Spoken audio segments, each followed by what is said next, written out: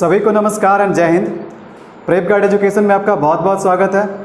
तो आज के इस वीडियो में हम लोग एडवांस टेंस के अंदर प्रेजेंट कंटिन्यूअस टेंस के स्पेशल यूजेस के बारे में जानेंगे।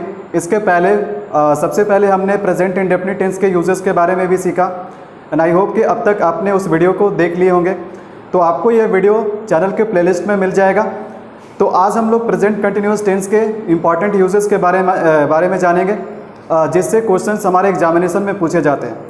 तो देखिए प्रेजेंट कंटिन्यूअस टेंस में हम लोग क्या क्या सीखने वाले हैं। इसके पहले मैंने आपको बेसिक टेंस बताया और बेसिक टेंस में आपको पता होगा कि प्रेजेंट कंटिन्यूअस टेंस का पहचान क्या होता है।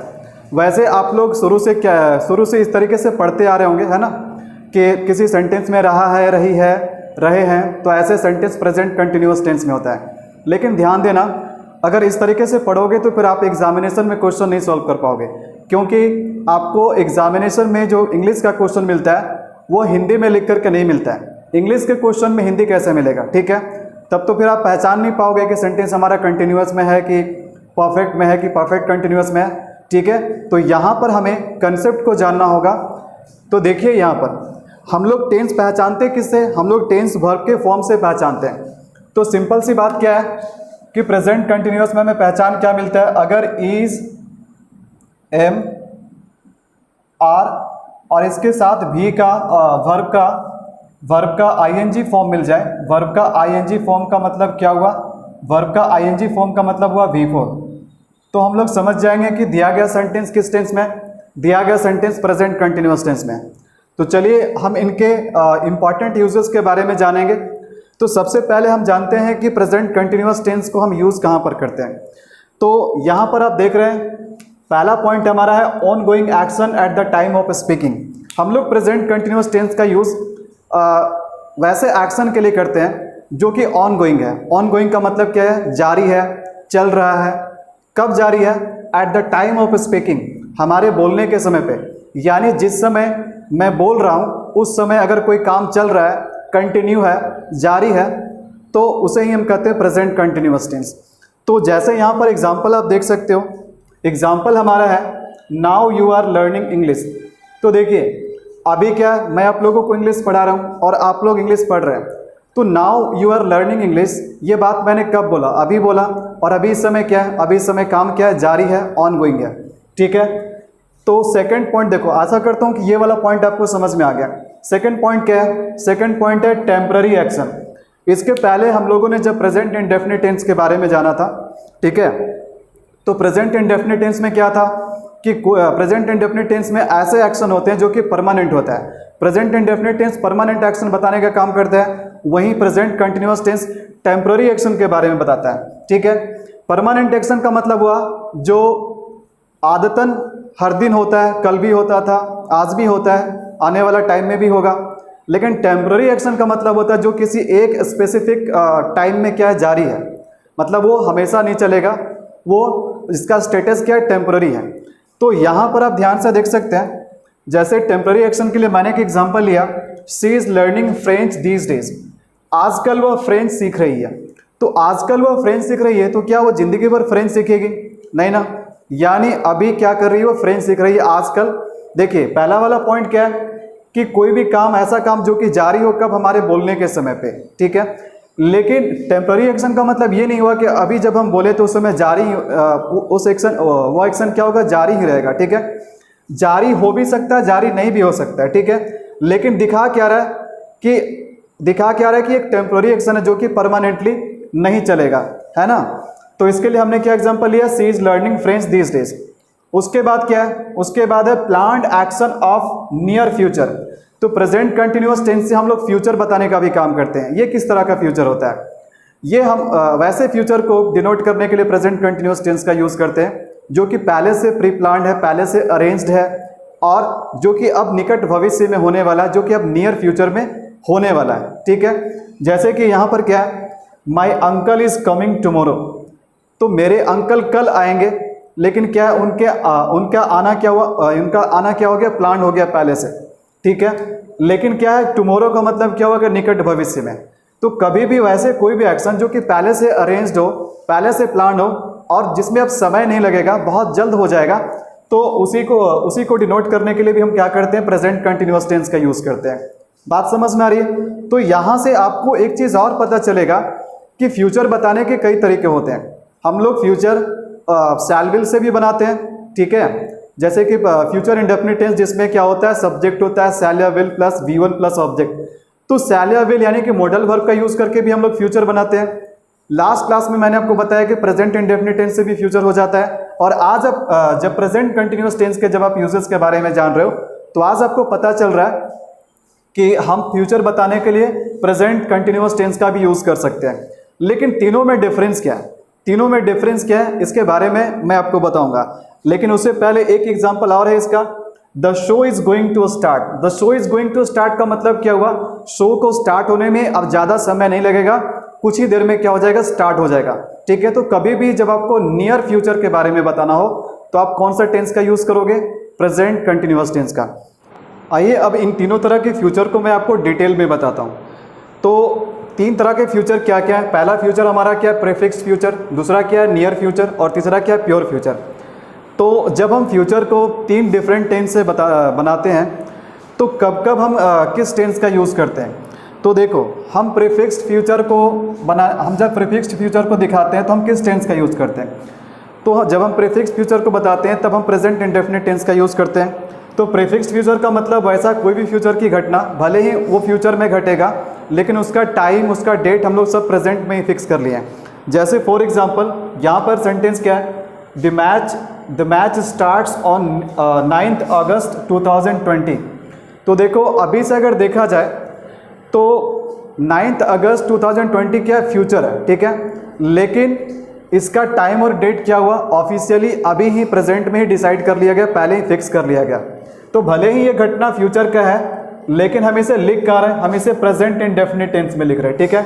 तो जब कभी भी हम प्रीफिक्स फ्यूचर बताते हैं तो कौन सा टेंस यूज़ करते हैं, हम यूज़ करते हैं प्रेजेंट इंडेफिनिट यानी कि V1 या V5, ठीक है।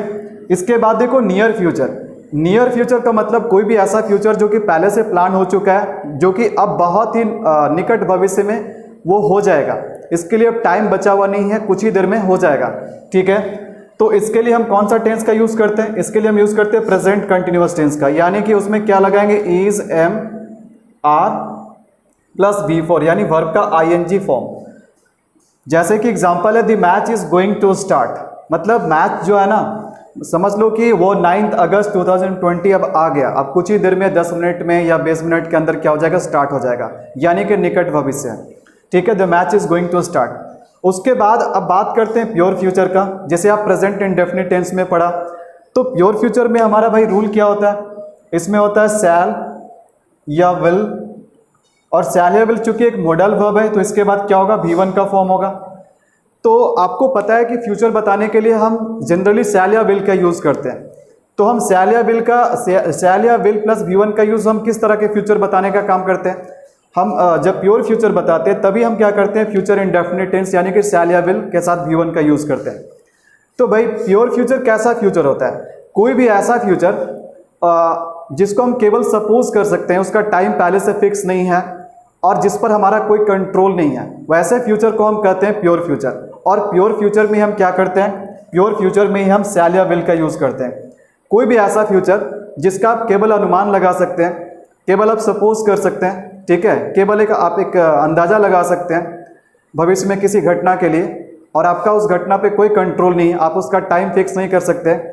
तो वैसे घटना के लिए, फ्यूचर की वैसे घटना के लिए हम फ्यूचर इंडेफिनिट टेंस का यूज़ करते हैं, और इसी को हम क्या कहते हैं, प्योर फ्यूचर कहते हैं। जैसे देखो, India will win the match, ठीक है, यानी जिस मैच के बारे में हम बात कर रहे हैं वो कब स्टार्ट होगा, 9 अगस्त 2020, ठीक है। तो इसका टाइम पहले से फिक्स हो गया, लेकिन इस पे हमारा कंट्रोल क्या है, इस पे हमारा कंट्रोल यही कि हमने इसका टाइम को अभी ही फिक्स कर दिया, प्रेजेंट में ही फिक्स कर दिया। लेकिन India will win the match, India इस मैच को जीत जाएगा, क्या हम इसको फिक्स कर सकते हैं पहले से, ठीक है। तो हम इसको पहले से फिक्स नहीं कर सकते, केवल सपोज कर सकते हैं। इसका कोई भी टाइम और टाइम को हम डिसाइड नहीं कर सकते हैं, और किसी भी तरीके से हम फिक्स नहीं कर सकते हैं कि इंडिया पक्का क्या होगा, इस मैच को जीत ही जाएगा, है ना।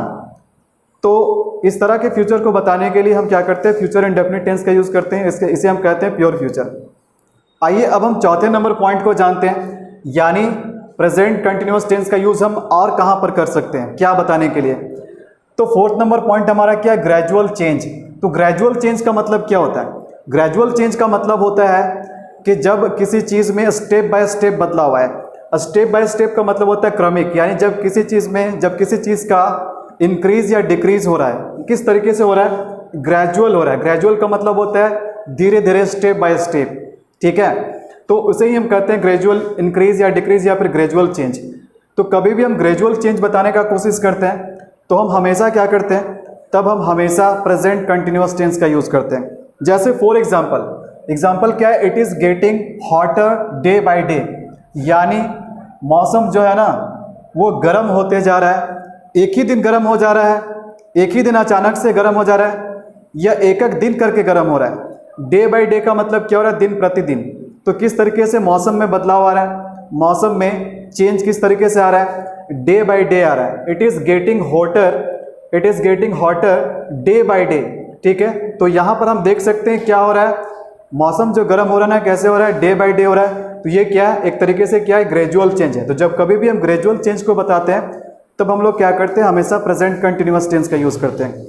उसके बाद जो सबसे इंपॉर्टेंट चीज है जो आप लोगों को ध्यान रखना है, जो आपको क्वेश्चन को सॉल्व करने में बहुत हेल्प करेगा, वो क्या है, वो हिंट है। मैंने आपको प्रेजेंट इंडेफिनिट टेंस में भी हिंट बताया। अब मैं आप लोगों को वैसे कीवर्ड्स के बारे में बताऊंगा, वैसे हिंट्स के बारे में बताऊंगा जिसका यूज हम प्रेजेंट कंटिन्यूअस टेंस में करते हैं, और उसे देखते ही आपको अनुमान लग जाएगा कि सेंटेंस में प्रॉब्लम क्या है। तो आइए हम जानते हैं इन हिंट्स के बारे में, इन टाइम एक्सप्रेशन के बारे में जिनका यूज हम करते हैं प्रेजेंट कंटिन्यूअस टेंस में। तो बहुत ही ध्यान से देखना इसको, यही बहुत इंपॉर्टेंट चीज है, तभी आप क्वेश्चन को सॉल्व कर पाओगे। सेकंड्स में अगर आपको क्वेश्चन सॉल्व करना है, अगर आप चाहते हैं कि आपका present indefinite tense, present continuous tense के कोई भी क्वेश्चन आपका गलत ना हो, तब इसके लिए आपके लिए बहुत इंपॉर्टेंट है कि आपको इन सारे टाइम एक्सप्रेशन के बारे में पता होना चाहिए।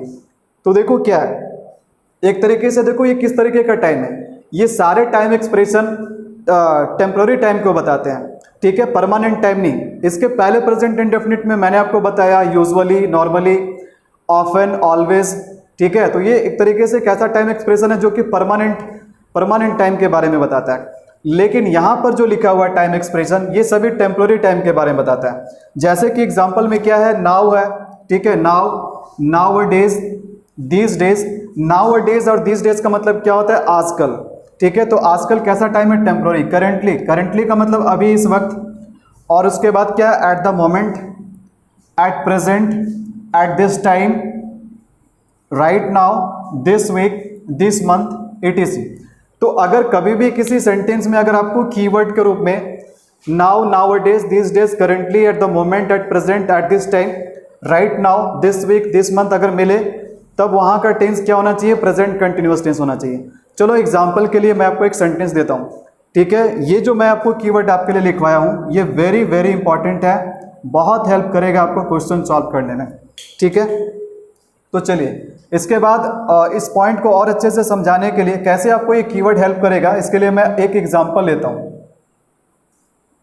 अब देखो एग्जांपल क्या है, एग्जांपल है शी डैश ए सॉन्ग। तो यहां पर आपके लिए दो ऑप्शन है, पहला ऑप्शन क्या है, सिंग्स, और दूसरा ऑप्शन क्या है, इज सिंगिंग।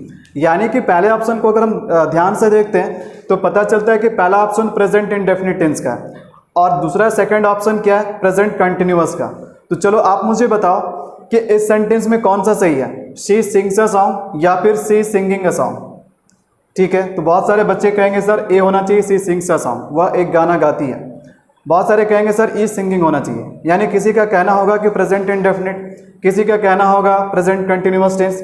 लेकिन ध्यान देना, अभी जो है ना, अभी इस सेंटेंस में क्या आपको कोई ऐसा हिंट दिखाई दे रहा है जिससे हम ये डिसाइड कर पाएं कि सेंटेंस हमारा प्रेजेंट इंडेफिनिट में है या फिर प्रेजेंट कंटिन्यूअस टेंस में है।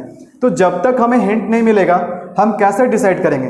देखो दो तरीके से होता है हिंट, या तो आपको डायरेक्टली आपको क्वेश्चन में हिंट लिख करके देगा, या फिर कभी कभी हिंट जो होते हैं ना वो क्या होते हैं, इम्प्लाइड होते हैं। लेकिन यहाँ पर कुछ भी ऐसा ना तो डायरेक्ट दिया गया है हिंट, ना तो इनडायरेक्ट है, बस एक नॉर्मल सा सेंटेंस है, ठीक है। और यहाँ पर कोई भी ऐसा टाइम एक्सप्रेशन नहीं दिया हुआ जिससे हम टेंस को डिसाइड कर पाएँ, टेंस को हम फिक्स कर पाएँ कि दिया गया सेंटेंस हमारा प्रेजेंट इंडेफिनिट में है या फिर प्रेजेंट कंटिन्यूअस टेंस में।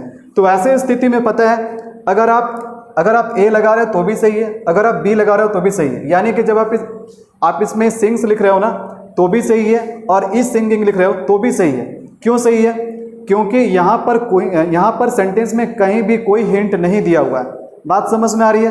तो ऐसा क्वेश्चन एग्जाम में नहीं देता। एग्जाम में जब भी देगा तो हिंट एक जरूर देगा, या तो डायरेक्ट हिंट देगा या तो इनडायरेक्ट हिंट देगा। ठीक है, तो डायरेक्ट हिंट में मैंने अभी आपके लिए लिखवाया, ठीक है, now, right now, these days, now days, eight present, eight the moment. अब ध्यान से देखना, अब अगर मैं इस सेंटेंस में एक वर्ड और ऐड कर दूं, अब जैसे मैंने यहां पर लिख दिया now, she dash a song now. अब मुझे बता सकते हो क्या, अब मुझे फिक्स बता सकते हो कि कौन सा आंसर सही है? तो अब हम डेफिनेटली कह सकते हैं कि सर अब मुझे यहाँ सेंटेंस में एक हिंट मिल चुका है नाउ के रूप में। नाउ एक ऐसा टाइम एक्सप्रेशन है जो कि टेम्पररी टाइम के बारे में बताता है, और हम जानते हैं कि जो एक्शन टेम्पररी होता है वो क्या होता है, प्रेजेंट कंटिन्यूअस टेंस में होता है। तो इसके हिसाब से हम कह सकते हैं कि option B is the right answer. तो एक बात आप ध्यान देना, जब कभी भी आप क्वेश्चन बनाओगे ना, क्वेश्चन सॉल्व करोगे तो आपको हिंट जरूर मिलेगा। इसलिए मैं सभी टेंस में आपको हिंट बता रहा हूं ताकि आपको क्वेश्चन सॉल्व करने में प्रॉब्लम ना हो। इसके बाद अगला पॉइंट वेरी इंपॉर्टेंट पॉइंट है, और उसी पॉइंट को समझाने के लिए सबसे पहले मैंने यहाँ पर एक क्वेश्चन लिया है। और देखो, इस टाइप के क्वेश्चन आपको बहुत बार एग्जामिनेशन में देखने को मिल जाते हैं। इस टाइप के क्वेश्चन बार बार पूछे जाते हैं, और ये पॉइंट प्रेजेंट कंटिन्यूअस टेंस में सबसे इंपॉर्टेंट पॉइंट है। तो यहाँ पर मैंने कॉमन एरर का एक क्वेश्चन लिया, और आपको यहाँ पर बताना है कि किस पार्ट में एरर है। सेंटेंस हमारा क्या है, I have been knowing Mr Sharma for the last 5 years, no error. तो अगर एरर होगा तो किसी एक पार्ट में होगा, ठीक है, और अगर कहीं भी एरर नहीं, आपको लगता है कि सब कुछ सही है, तो फिर आप ऑप्शन डी को चुन सकते हो। ऑप्शन डी आपका राइट आंसर हो सकता है। ठीक है, तो चलो चेक करो, मुझे बताओ कि क्या यहाँ पर कोई एरर है। तो ध्यान से समझिएगा इस बात को। देखो यहाँ पर एरर क्या है, यहाँ पर एरर है ऑप्शन ए में। और ऑप्शन ए में क्या एरर है? आपको लगेगा एक तरीके से देखने में सब कुछ तो सही है, ये सेंटेंस हमारा परफेक्ट है, प्रेजेंट परफेक्ट कंटिन्यूअस में है, और हमें पता है कि प्रेजेंट परफेक्ट कंटिन्यूअस में हैव या हैज, उसके बाद बीन आता है। देखो आई के साथ हैव बिल्कुल सही है, उसके बाद बीन आता है, उसके बाद जो हमारा मेन वर्ब होता है वो आईएनजी की फॉर्म में होता है, V4 होता है, ठीक है, और उसके बाद ऑब्जेक्ट लगा है, कोई दिक्कत नहीं है। और अगर लास्ट, ठीक है, लास्ट के पहले अगर आर्टिकल द लगा हुआ है तो 4 सही है, कोई दिक्कत नहीं है। अगर द नहीं रहता तो हम सिंस लगाते, सिंस लास्ट 5 years। ओके, ये चीज़ मैंने आपको 4 कब लगाना है, सिंस कब लगाना, मैंने आपको बेसिक टेंस में बताया था। तो यहाँ तक तो कोई दिक्कत नहीं है। तो एक तरीके से जब देखा जाए तो आपको लग रहा होगा कि कोई दिक्कत नहीं है, लेकिन प्रॉब्लम देखो क्या है। प्रॉब्लम यहाँ पर यह है कि नो एक ऐसा वर्ब है जिसका हम कंटिन्यूअस टेंस में यूज़ नहीं कर सकते हैं। परफेक्ट कंटिन्यूअस टेंस का मतलब क्या हुआ, इसमें परफेक्ट भी है और कंटिन्यूअस भी है। लेकिन let me tell you that कि कुछ ऐसे वर्ब होते हैं जिसका कंटिन्यूअस टेंस में हम यूज़ नहीं करते हैं, और ऐसे वर्ब पे बहुत सारे क्वेश्चन आपको देखने को मिलते हैं। तो कौन कौन से ऐसे वर्ब है जिसका हम कंटिन्यूअस टेंस में यूज़ नहीं करते हैं, या फिर किस तरह के वर्ब, इस वर्ब का क्वालिटी क्या होता है, हम कैसे पहचानेंगे कि किस वर्ब का हम कंटिन्यूअस टेंस में यूज़ नहीं कर सकते हैं। कंटिन्यूअस टेंस का मतलब क्या हुआ? कंटिन्यूअस टेंस का मतलब हुआ कि आप ऐसे वर्ब को बी प्लस V4 के रूप में नहीं लिख सकते हो, है ना। मतलब उस वर्ब को आप आईएनजी की फॉर्म में और उसके पहले आप is, am, are, was, were नहीं लगा सकते हो, ठीक है। तो ध्यान से समझिएगा इस बात को। हमारे पास जो वर्ब होते हैं ना, 2 टाइप के वर्ब होते हैं। एक जो हमारा वर्ब होता है वो एक्शन बताता है, क्या बताता है, एक्शन बताता है। और एक जो हमारा वर्ब होता है ये क्या करता है, ये स्टेट बताता है, स्टेट बताता है। तो एक्शन का मतलब हो गया कोई काम, कोई क्रिया, और स्टेट का मतलब हो गया अवस्था या स्थिति। तो एक चीज ध्यान देना, जिस वर्ब का एक्शन होता है, जो वर्ब एक्शन बताने का काम करता है, उसी का हम कंटिन्यूअस टेंस, ठीक है, उसी वर्ब को हम कंटिन्यूअस टेंस में लिखते हैं।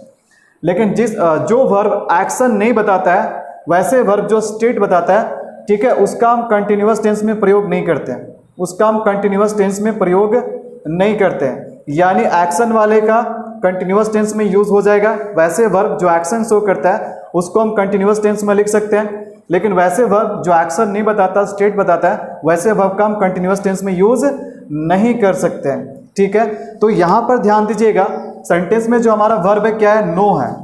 और नो क्या है, देखो नो क्या है, नो एक स्टेट बताने वाला वर्ब है। अच्छा, मैं जानता हूं, जानना कोई काम है क्या? जानना कोई एक्शन है? नहीं, ये क्या हमारा स्टेट ऑफ माइंड है। तो नो क्या कर रहा है? नो स्टेट बता रहा है। नो क्या कर रहा है? ये स्टेट बता रहा है। और जो वर्ब स्टेट बताता है उसे हम स्टेटिव वर्ब कहते हैं, और स्टेटिव वर्ब का यूज हम कंटिन्यूअस टेंस में नहीं करते हैं। तो इसलिए हम यहाँ पर क्या हो जाएगा कि नो को आप कंटिन्यूअस टेंस में यूज नहीं करोगे। इसीलिए प्रॉब्लम हमारा कहाँ पर है? प्रॉब्लम है ऑप्शन ए में। तो इसे सही करने के लिए क्या करना पड़ेगा? केवल हम इस सेंटेंस को परफेक्ट टेंस में लिखेंगे, प्रेजेंट परफेक्ट टेंस में लिखेंगे, कंटिन्यूअस में लिखेंगे तो गड़बड़ हो जाएगा। सिंस या फॉर का यूज हम कहाँ करते हैं? परफेक्ट टेंस में करते हैं, ठीक है। तो सिंस या फॉर का यूज है तो इसका मतलब है कि सेंटेंस को हम परफेक्ट का स्ट्रक्चर में रखेंगे, लेकिन हम कंटिन्यूअस टेंस इसमें शामिल नहीं कर सकते क्योंकि नो वर्ब का कंटिन्यूअस टेंस नहीं होता है। इसके बाद मैं वैसे वर्ब का आपको लिस्ट बता देता हूं। देखो कंसेप्ट क्या है? कंसेप्ट बहुत सिंपल सा चीज है। यहाँ पर क्या है कि कोई वर्ब जो एक्शन बताता है उसका कंटिन्यूअस टेंस में आप यूज कर सकते हो। एक्शन का मतलब कोई काम या क्रिया, और जो वर्ब स्टेट बताता है, अवस्था बताता है, स्थिति बताता है, जिससे किसी काम का बोध नहीं होता है, वैसे वर्ब का आप कंटिन्यूअस टेंस में यूज नहीं करोगे। तो ये आपका कंसेप्ट है। अब इसके बाद मैं वैसे वर्ब का लिस्ट बना देता हूँ, ठीक है, ताकि आपको देख करके भी पता चल जाए कि ये इन सारे वर्ब का कंटिन्यूअस टेंस में यूज नहीं होता है। वैसे वर्ब तो बहुत सारे हैं, लेकिन मैं वैसे वर्ब का लिस्ट बना देता हूँ जिससे एग्जामिनेशन में क्वेश्चन पूछे जाते हैं। तो ये है उन वर्ब्स का लिस्ट जिनका यूज हम कंटिन्यूअस टेंस में नहीं करते हैं।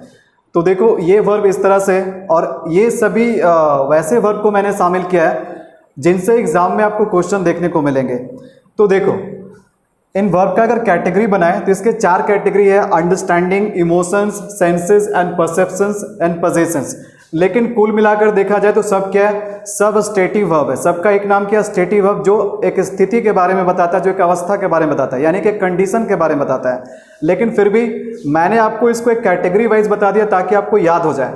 ध्यान देना, वैसे वर्ब का लिस्ट सबसे पहले हम लोग जान लेते हैं, जिससे अंडरस्टैंडिंग के बारे में पता चलता है, यानी कि स्टेट ऑफ माइंड के बारे में पता चलता है। जैसे कि इस लिस्ट में क्या है? नो है, बिलीव है, थिंक है, अंडरस्टैंड है, forget, remember, accept, mind, refuse and etcetera.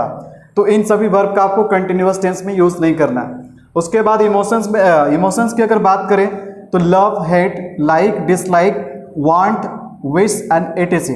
तो इन सभी वर्ब का भी यूज हम कंटिन्यूअस टेंस में नहीं करते हैं। उसके बाद है सेंसेस एंड परसेप्शन। तो सेंसेस एंड परसेप्शन में क्या हो गया? See, taste, smell, feel, hear, look, seem, appear, resemble and etc. तो इन सभी वर्ब से भी क्वेश्चन आपको देखने को मिलेगा। इसके बाद आता है पोजेशन। पोजेशन का मतलब क्या हुआ? अधिकार। यहाँ देखो सेंस का मतलब समझ रहे हो, आपको पता है, आपने 5 सेंस ऑर्गन के बारे में पढ़ा होगा। 5 सेंस ऑर्गन में क्या क्या? देखो सी है देखना, टेस्ट, उसके बाद है स्मेल, फील, हियर, और परसेप्शन का मतलब क्या? जो आपका देखने का तरीका हो किसी चीज़ का, जैसे कि लुक, सीम, अपीयर, रिजेंबल, ठीक है। तो बात समझ में आ रही है। उसके बाद है पोजेशन। पोजेशन का मतलब जो अधिकार के बारे में बताए, जो ऑनरशिप के बारे में बताए, जैसे कि have, own, possess, belong, contain, consist. तो इन सभी वर्ब का यूज हमें कंटिन्यूअस टेंस में नहीं करना है, ठीक है। आप इन सभी वर्ब का एक बहुत अच्छे से नोट्स बना लीजिएगा। और वैसे अगर आपको याद ना हो, याद करना भी नहीं है, क्वेश्चन अगर आप बनाओगे, क्वेश्चन में इन सारे वर्ब आपको देखने को मिलेगा, तो आपको क्वेश्चन बनाते बनाते याद हो जाएगा, ठीक है। लेकिन इसका जो कंसेप्ट है, मैं रटने के लिए कभी नहीं कहता हूँ, कंसेप्ट बस यही है कि आप मुझे बताओ कि इन सभी में से कोई भी ऐसा वर्ब है जो एक्शन के बारे में बता रहा है। इनमें से कोई भी वर्ब एक्शन नहीं बता रहा है, सब क्या कर रहा है? सब स्टेट बता रहा है। और स्टेटिव वर्ब का हम यूज कंटिन्यूअस टेंस में नहीं करते हैं। आइए अब स्टेटिव वर्ब से रिलेटेड इन एग्जाम्पल्स को देखिए। यहाँ पर देखो 2 सेंटेंसेज है, दोनों सेंटेंस फिलर्स के, और यहाँ पर देखो स्टेटिव वर्ब है, और स्टेटिव वर्ब को 2 टेंस में लिखा गया है। एक है आपका टेस्ट यानी कि प्रेजेंट इंडेफिनिट टेंस, और एक है इज टेस्टिंग यानी कि प्रेजेंट कंटिन्यूअस टेंस। अब आपको बताना है Honey dash sweet, Honey test sweet या फिर हनी इज टेस्टिंग स्वीट, ठीक है। तो यहाँ पर कौन सा टेंस सही होगा? देखो यहाँ पर कोई हिंट विंट नहीं है, यहाँ पर आपको लॉजिक से समझना है, हर बार आपको हिंट नहीं मिलेगा। ये क्या है? ये आपका इनडायरेक्ट हिंट है, ठीक है। तो सिंपल सी बात हम यही जानते हैं, जो परमानेंट सिचुएशन के बारे में बताता है उसमें हम प्रेजेंट इंडेफिनिट टेंस का यूज़ करते हैं, और जो टेम्पररी सिचुएशन के बारे में बताता है उसमें हम करते हैं प्रेजेंट कंटिन्यूअस टेंस का यूज़। तो यहाँ पर ध्यान देना है, हनी डैश स्वीट यानी कि हनी का मीठा होना। हनी का मीठा होना कैसा सिचुएशन है? परमानेंट है या फिर टेम्प्रोरी है। ऐसा थोड़ी ना कि हनी शहद अभी मीठा है बाद में मीठा नहीं होगा, बाद में किसी और टेस्ट का हो जाएगा, ऐसा तो नहीं है। तो हनी का स्वाद मीठा होना कैसा है, ये आपका परमानेंट सिचुएशन है। और परमानेंट सिचुएशन है तब यहाँ से हम समझ सकते हैं कि टेंस हमारा क्या होगा, प्रेजेंट इंडेफिनिट टेंस, यानी कि option A is the right answer. ठीक है, हनी टेस्ट स्वीट। चलिए अब अगले एग्जाम्पल पे ध्यान दीजिए। द शेफ, शेफ समझ रहे हो ना, शेफ का मतलब क्या होता है, रसोइया जो खाना पकाता है ना। The chef dash the soup, यानी शेफ जो है ना वो सूप को क्या कर रहा है, टेस्ट कर रहा है। अब मुझे बताना टेस्ट वैसे तो क्या है, ये आपका एक स्टेटिव वर्ब है, और अभी अभी मैंने आपको एक लिस्ट बना करके दिया स्टेटिव वर्ब का, और स्टेटिव वर्ब का यूज़ हम कंटिन्यूअस टेंस में यूज़ नहीं करते हैं। ठीक है, तो इसीलिए मुझे बताओ सबसे पहले कि यहाँ पर क्या सही होगा, the chef taste the soup या the chef is tasting the soup. ठीक है, तो अगर आप पहले वाला पॉइंट को अगर पहले वाले पॉइंट पर अगर आप ध्यान दोगे तो आपको पता चलेगा कि टेस्ट हमारा एक स्टेटिव वर्ब है, और स्टेटिव वर्ब का हम यूज़ कंटिन्यूअस टेंस में नहीं करते हैं। लेकिन कोई भी चीज़, कोई भी रूल इंग्लिश में फिक्स नहीं होता है। ठीक है, जगह जगह पे जाकर के चेंज भी हो जाते हैं सिचुएशन के हिसाब से।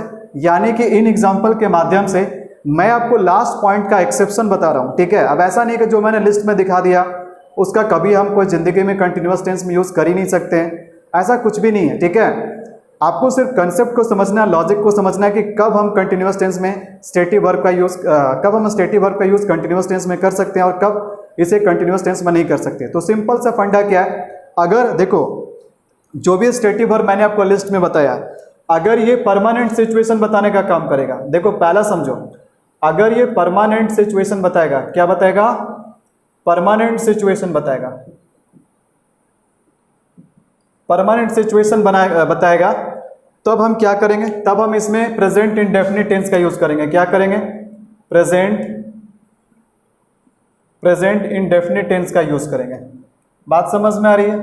तो हमें स्टेटिव वर्ब का यूज प्रेजेंट इंडेफिनिट टेंस में कब करना है, जब उससे हमें पता चले कि वह परमानेंट सिचुएशन के बारे में बता रहा है। ठीक है, तो क्या होगा, प्रेजेंट इंडेफिनिट टेंस। सेकंड देखो, हम इसे स्टेटिव वर्ब को हम प्रेजेंट कंटिन्यूअस टेंस में भी यूज कर सकते हैं।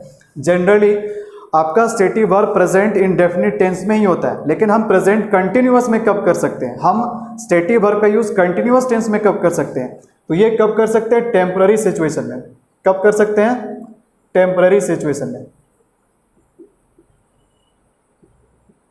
ठीक है, तो टेम्पररी सिचुएशन में अगर यूज हो तो आपको क्या करना है, आपको इस वर्ब को यूज करना है कंटिन्यूअस टेंस में। किस में करना है, कंटिन्यूअस टेंस।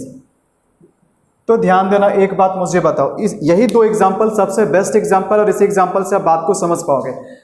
देखो हनी का स्वीट होना कैसा सिचुएशन है, परमानेंट या टेम्पररी? तो बिल्कुल परमानेंट है, हम कह सकते हैं कि हनी हमेशा क्या होता है, मीठा होता है। सेकंड एग्जांपल देखेंगे तो शेफ जो है ना, शेफ जो आपका रसोइया है, वो क्या कर रहा है, सूप को टेस्ट कर रहा है। तो सूप को टेस्ट कर रहा है, क्या वो हर दिन सूप को ही टेस्ट करेगा? ऐसा तो नहीं है, ये तो उसका परमानेंट एक्शन नहीं। यानी अभी इस वक्त क्या कर रहा है, वो सूप को टेस्ट कर रहा है, जो कि उसका क्या है, टेम्पररी एक्शन है। ठीक है, टेम्पररी सिचुएशन है, और टेम्पररी सिचुएशन में हम स्टेटिव वर्ब का यूज भी कंटिन्यूअस टेंस में कर सकते हैं। ठीक है, तो ये एक्सेप्शन मुझे बताना बहुत ज़रूरी था, वरना आप ऐसा रट लोगे कि इन सारे वर्ब का तो भाई जैसे टेस्ट आपका हो गया, इसका तो यूज़ कंटिन्यूअस टेंस में होता ही नहीं है। तो फिर पता है क्या होगा, एग्जाम में इस टाइप का सेंटेंस दे देगा और आप पता है क्या मार दोगे, आप उसके अकॉर्डिंग फर्स्ट लगा दोगे, पता चलेगा कि फर्स्ट हमारा गलत हो गया, सेकंड हमारा सही था। तो आपको यहाँ से समझना है permanent situation present indefinite tense, और टेम्पररी सिचुएशन क्या हो जाएगा, कंटिन्यूअस टेंस। आपका कंसेप्ट और भी अच्छे से क्लियर हो जाए, इसके लिए मैंने कुछ और एग्जाम्पल लिया है। तो देखो अगेन हमारा जो तीसरा सेंटेंस है, द स्काई डैश ब्लू। तो अब आपको सेंटेंस को पढ़ना है, सेंटेंस के सेंस को समझना है कि ये परमानेंट सिचुएशन है या टेम्पररी सिचुएशन है, उसी के हिसाब से डिसाइड करना है कि आपका सही आंसर क्या होगा। द स्काई डैश ब्लू, यानी सेंटेंस क्या कह रहा है कि आसमान नीला दिखाई देता है। अब मुझे बताना, आसमान का नीला दिखाई देना टेम्पररी सिचुएशन है या परमानेंट सिचुएशन है? तो इन जनरल अगर हम बात करें तो आसमान का नीला दिखाई देना एक परमानेंट सिचुएशन है। अब कहोगे सर कभी कभी आसमान में बादल आ जाते हैं, ठीक है, काले बादल आ जाते हैं तो आसमान पूरा ब्लैक दिखाई देता है। ठीक है, तो ये डिफरेंट सिचुएशन है। उस समय आप कह सकते हो now the sky is looking black. लेकिन इन जनरल अगर बात करें तो आसमान किस तरीके से दिखाई देता है? ब्लू कलर का दिखाई देता है, नीला दिखाई देता है। तो ये कैसा सिचुएशन है? ये परमानेंट सिचुएशन है, ठीक है। और परमानेंट सिचुएशन में हम कभी भी कंटिन्यूअस टेंस यूज नहीं कर सकते हैं, ठीक है। मैंने आपको लिस्ट में लुक लिखवाया, ठीक है, और मैंने आपको क्या बताया, लुक एक स्टेटिव वर्ब और स्टेटिव वर्ब को हम कंटिन्यूअस टेंस में यूज नहीं करेंगे। लेकिन कहीं ना कहीं आपके दिमाग में ये बात चल रहा होगा, सर हम तो लुक को लुकिंग बहुत बार देखे हैं, सुने हैं, और हमने खुद भी यूज किया है। She is looking beautiful, you are looking smart, है ना। तो हमने तो देखा है, लेकिन आप तो अब कह रहे हैं कि लुक का यूज कंटिन्यूअस टेंस में नहीं होता है। बिल्कुल होता है, हमने कब कहा कि नहीं होता है? बिल्कुल होता है, लेकिन इसके लिए सिचुएशन अलग अलग है। आपको चेक करना पड़ेगा कि परमानेंट सिचुएशन है या टेम्पररी सिचुएशन है। तो ध्यान दीजिएगा, आसमान का नीला दिखाई देना ये कैसा सिचुएशन है? ये आपका परमानेंट सिचुएशन है। और परमानेंट सिचुएशन है तो हम इसे लिखेंगे प्रेजेंट इंडेफिनिट टेंस में, यानी कि हमारा जो सही आंसर होगा ऑप्शन ए होगा, यानी कि लुक्स यहाँ पर सही है, द स्काई लुक्स ब्लू। बात समझ में आ रही है? तो हमें यहाँ पर क्या लेना है? यहाँ पर हमें लुक्स लेना है, यानी प्रेजेंट इंडेफिनिट टेंस में लेना है। अगला सेंटेंस देखते हैं, she dash beautiful in her new outfit. Outfit का मतलब पोशाक, परिधान, ड्रेस, ठीक है। तो वह सुंदर दिख रही है या फिर वो सुंदर दिखती है, ठीक है। तो वह सुंदर दिख रही है, वो क्यों सुंदर दिख रही है? अपने नए आउटफिट में, यानी जो भी नया कपड़ा पहनी हुई है उसके कारण से सुंदर दिखाई दे रही है। यानी कि उसकी सुंदरता जो है ना वो परमानेंट नहीं है, टेम्पररी है, ठीक है। यानी किस वजह से वो सुंदर दिखाई दे रही है? वो अपने नए परिधान के वजह से सुंदर दिखाई दे रही है, यानी कि उसका कोई नेचुरल ब्यूटी नहीं है। नेचुरली ब्यूटीफुल है तो हम कह सकते हैं शी लुक्स ब्यूटीफुल, ठीक है। लेकिन अभी हम टेम्पररी सिचुएशन के बारे में बात कर रहे हैं। अभी जिस तरीके का वो ड्रेस पहनी हुई है उससे क्या लग रही है? वो सुंदर लग रही है। मतलब क्या? Temporary situation. और टेम्पररी सिचुएशन है तो बताओ कौन सा आंसर होगा? Option B is the right answer, यानी कि present continuous tense. She is looking beautiful in her new outfit. बात समझ में आ रही है? यहां पर हमने इज लुकिंग नहीं किया, ठीक है, यहां पर हमने इज लुकिंग किया। क्यों? क्योंकि ये प्रेजेंट, ये आपका टेम्पररी सिचुएशन है, ठीक है। अगला एग्जांपल देखो, आई डैश अ कार। मेरे पास एक कार है। अब ध्यान देना, यहां पर तो मैंने अभी इससे पहले जो मैंने 2-4 एग्जांपल लिए, ये आपका किस पे आधारित था? परमानेंट सिचुएशन और टेम्पररी सिचुएशन।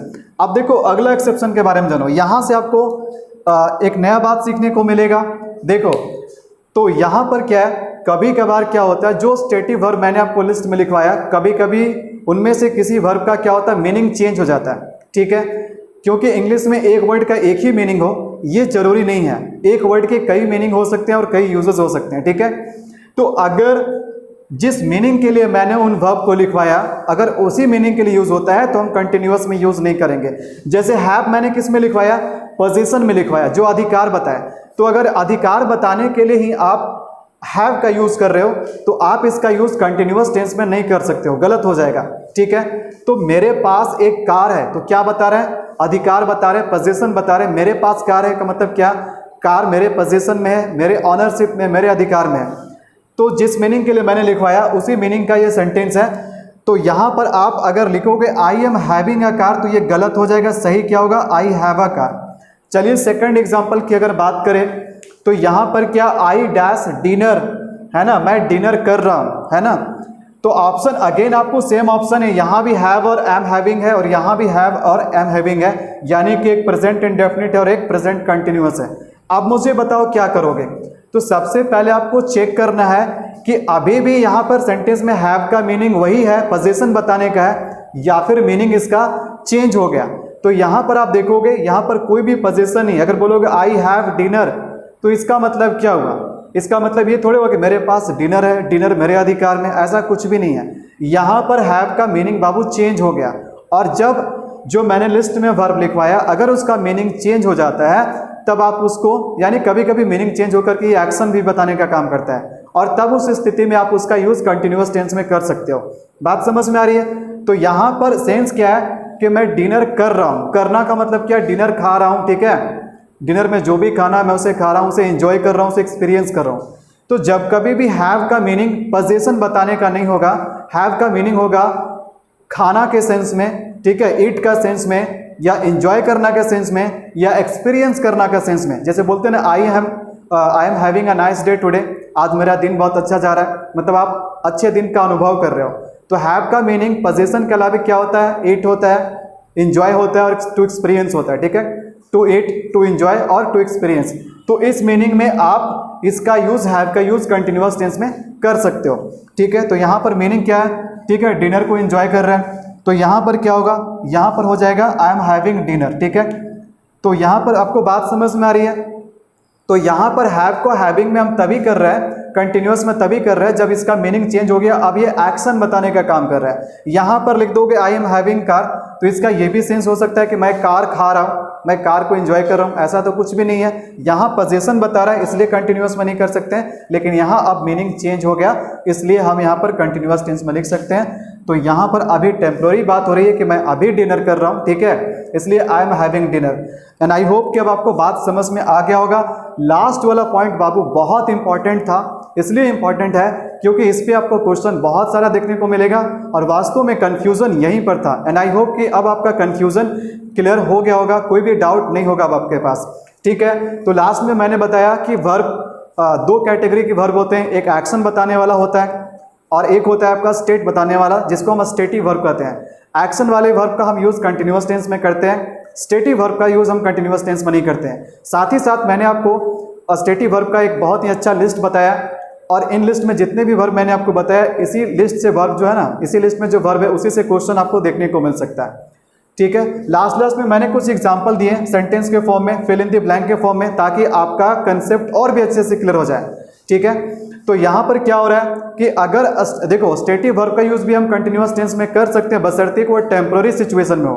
परमानेंट सिचुएशन में होगा तो हम उसे कभी भी, उस तरह का स्टेटिव वर्ब को हम कभी भी प्रेजेंट कंटिन्यूअस टेंस या किसी भी कंटिन्यूअस टेंस में नहीं कर सकते।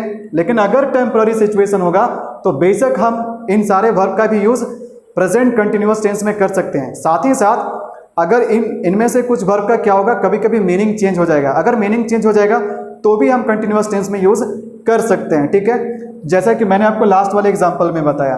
तो आई होप कि प्रेजेंट कंटिन्यूअस टेंस से रिलेटेड सारा डाउट आपको क्लियर हो गया होगा। और देखो इसका फायदा, इस वीडियो का फायदा आपको तब दिखेगा जब आप टेंस से रिलेटेड क्वेश्चन बनाओगे, तब आपको लगेगा कि मैंने आपको जो भी पढ़ाया बिल्कुल सटीक पढ़ाया, उतना ही पढ़ाया जिससे आपको क्वेश्चन बन जाए। क्वेश्चन आपका एक भी नहीं छूटने वाला, ये मेरा गारंटी है।